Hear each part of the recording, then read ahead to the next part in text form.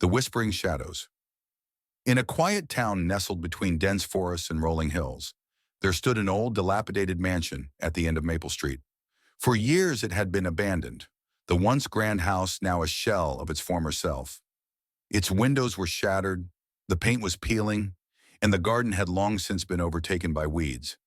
Yet there was always a murmur of activity around it, a lingering sense of something just out of sight. One crisp autumn evening, a curious young woman named Clara moved into town. Fascinated by the mansion, she decided to explore it despite the warnings from the locals.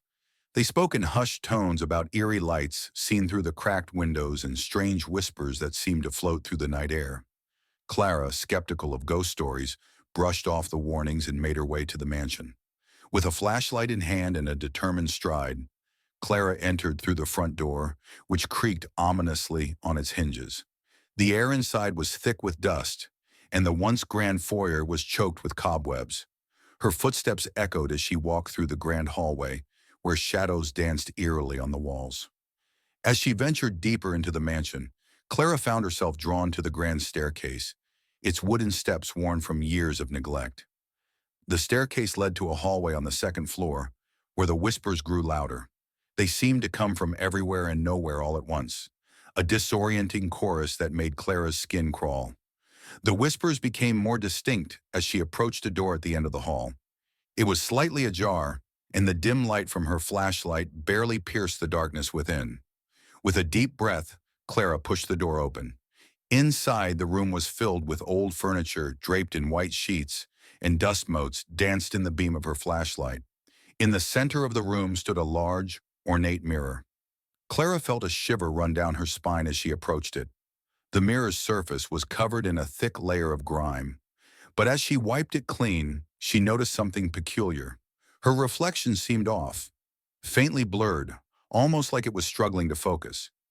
Suddenly, the whispers grew louder, almost frantic. Clara's reflection in the mirror began to change. The blurred image slowly sharpened, revealing not just Clara, but also shadowy figures standing behind her. Their features were indistinct, but their presence was unmistakable. Clara spun around, but the room was empty. The shadows in the mirror, however, remained. Her heart raced as the whispers intensified, becoming a cacophony of desperate voices. Clara backed away from the mirror, but the figures in the glass began to move, their arms reaching out as if trying to escape the confines of the mirror. In a panic, Clara fled the room, the whispers now a chaotic roar in her ears. She rushed down the stairs only to find that the once familiar hallway seemed to stretch endlessly, twisting and turning in impossible ways. The shadows in the corners of her vision seemed to follow her, always just out of sight. Desperate to escape, Clara stumbled through the mansion, her flashlight flickering and dimming.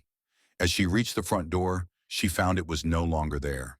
Instead, the doorway led to a dark void, an endless expanse of shadows. In the midst of her terror, Clara glanced back one last time. The shadows in the mansion had converged, swirling into a dark, amorphous shape. It seemed to watch her with countless eyes, its presence a looming, oppressive force. With a final panicked scream, Clara turned and dashed through the void. She emerged outside, gasping for breath, her flashlight now extinguished. The mansion loomed behind her, silent and still. The next morning, the townsfolk found Clara standing in front of the mansion, her eyes wide with unspoken fear.